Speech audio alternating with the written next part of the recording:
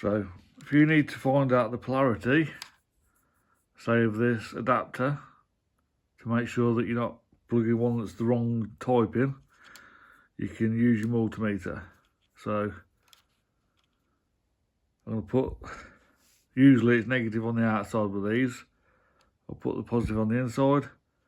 So yeah, I was right, the positive is on the inside with that one. As you can see, 12.2 volts, but there's no line.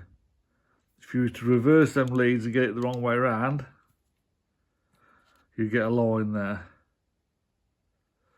So if you see that line, just swap your leads around.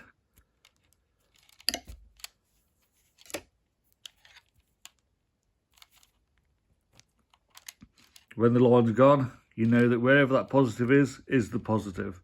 So the middle one, the centre is positive on this, and the outside is negative.